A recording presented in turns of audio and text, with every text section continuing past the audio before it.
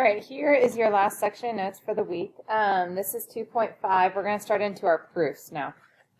Your quiz is only over 2.1 to 2.4, so it will not have this on the quiz, okay? Proofs. The proofs that we're going to be doing in here are called two-column proofs. The reason we call them two-column proofs is because they actually have two columns. This column is for the steps, and this column is for the reasons. So we're going to start out a little bit easier, and we're going to start out with what we call algebraic proofs. Algebraic proofs are called algebraic proofs because you're solving an algebra equation. And so you've done that in the past, and those are your steps. The only difference is we are putting a reason to each one of those steps, like why can I do that? So you kind of do this in your head as you're actually solving these, but now what we're going to do is we're actually just going to write them down. That's the only difference in algebraic proofs. In order to write the reasons down, though, we have to have reasons, right? So we have to have properties. So here are your main algebraic properties of equality. Properties of equality, instead of writing those long words out, we're going to call POE, property of equality. So anytime you have property of equality, if you're writing it out, you can write POE instead. So addition property of equality states that if I know that A equals B, then I can add C to both sides and it's not going to change it. Okay? Subtraction, same thing. A equals B, I can subtract C from both sides and they're still going to be equal. Multiplication is saying, okay, I can multiply C to both sides and it's not going to change it. They're still going to be equal. And division is, as long as C is not 0, I can divide by C on both sides and it's not going to change it. They're still going to be equal. Substitution property is when you take something out and put something in place of it, so that is congruent or equal. We also have distributive property. So you guys probably all already know these and know that you're using them. We're just putting names to them. Distributive property is just that you actually distribute. So A parentheses B plus C is the same thing as A times B plus A times C. And then we have a couple other ones. We have 3 additional ones that we want to talk about. Reflexive property, symmetric property, and transitive property. Now, quick side note. Do you need to know these? Yes, you do need to know these names, okay? And you need to know kind of what they mean. But you've used them enough in the past that it shouldn't be a whole bunch of memorizing. Reflexive property, what I think about reflexive property is like my reflection in the mirror is myself. So myself is equal to myself in the mirror. Same thing here. For any number, A equals A, so a number equals itself, or the segment equals itself, or the angle measure equals itself, okay? So that's reflexive property, like reflection in a mirror. Symmetric property is, if I'm being symmetrical, this side of my body is symmetrical to this side of the body. So it's just like the opposite. Same thing here. Symmetrical property means if I know that A equals B, then I can flip that around and say B equals A. You guys have used this in the past with inequalities. You may have gotten like 6 is less than X, but typically we flip that whole thing around so that it's easier for us to graph and easier for us to understand. Typically we'll flip it to say, okay, X is greater than 6. Those two things are equivalent to one another, but this one's a little bit easier to understand and graph. So what you actually did during that unit is you were actually using symmetric property of equality to make that flip. Transitive property is very, very similar to the law of syllogism that we went over 2 sections ago, where I had the 2 statements, I took out what they shared, I sandwiched them together, I made the new 3rd statement. Transitive property is very similar. If I know that A equals B and B equals C, then I take out the B and I know that A equals C.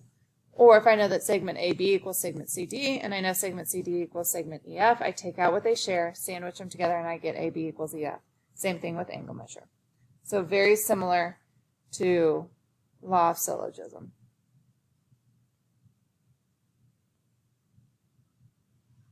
Okay. So let's try some. So algebraic proofs. So here's our 2-column proof, our steps, and our reasons. So step number 1, they give us the equation. When they give you something in math, all you have to write is given. That was given to me. That is the reason that I'm going to use. 99.9% of the time, your very first step will be a given statement. Okay, then I go from this statement down to this statement. So we have to ask ourselves, how did step 1 changed to get to step 2. So this became 10x, and there's no longer negative 2x over here. So I added 2x to both sides. So what I really did was I added this 2x to both sides. So when you add the same thing to both sides and don't change the equivalency, that's called the addition property of equality, POE. If you notice, we're not actually putting our work into these steps. So you're just going to have to go step to step to step without showing your work. So now we're at step 2. How did they get from step 2 to step 3? Well, this negative 5 is gone, and it looks like this negative 15 changed to a negative 10. They did that by adding 5 to both sides. So again, that is addition POE. Then they went from step 3 to step 4. What did they do? They got the 10 away from the x by dividing both sides by 10, so that would be division POE. What I want for you to do right now is I want you to pause me, and I want for you to try number 2 and number 3 on your own. Try 2 and 3 on your own. Okay, unpause me when you're done. All right, step 1 is given. Step 1 to 2, they subtracted the 5x from both sides, so that would be subtraction property of equality.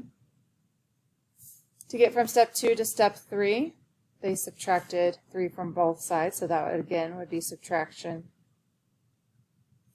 POE. And then they divided both sides by 2, so that is division POE. All right, number 3.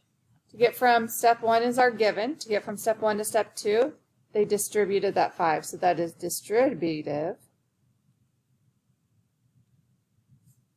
POE. So again, you're just solving the algebraic equation by telling me my steps as you go through. Next one, to get from step 2 to step 3, they added 5 to both sides, so that's addition POE.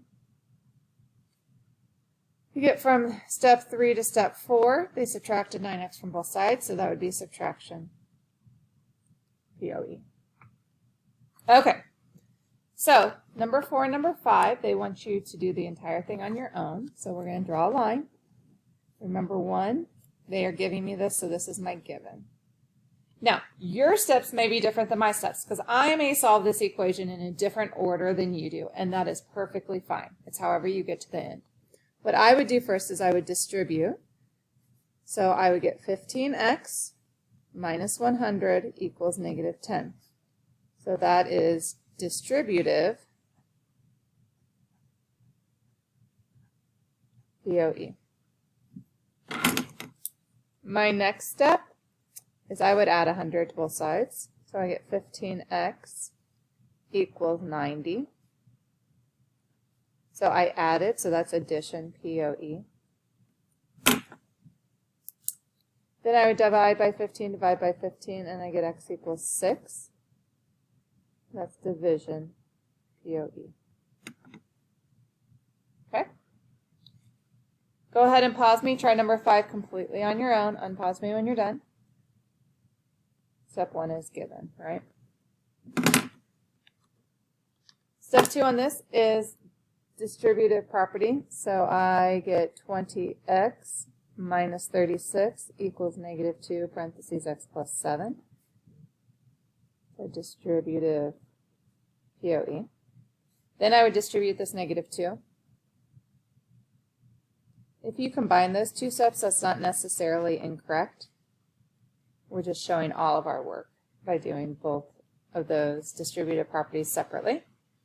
Next, I would add the 2x to both sides, so I get 22x minus 36 equals negative 14.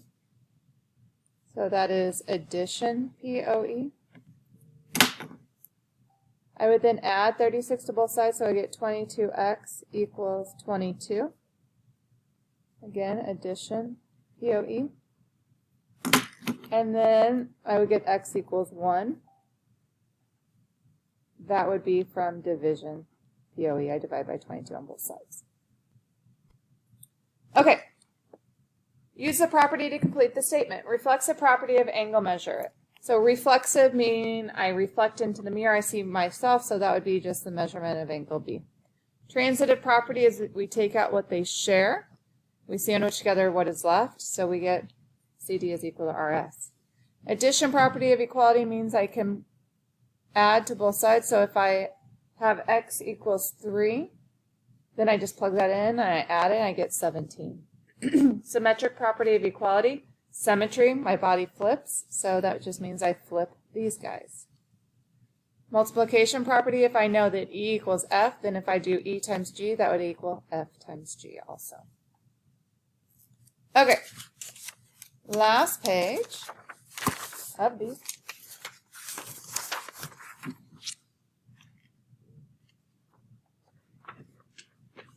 Does not actually go with this. So I don't want for you to cross this off,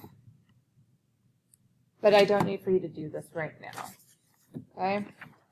I am hoping that I put the algebraic. Yes. No, did I not put them in here? You guys may have gotten lucky and didn't get the more algebraic proofs in here. I want to make sure. Nope, you didn't. Okay. All right.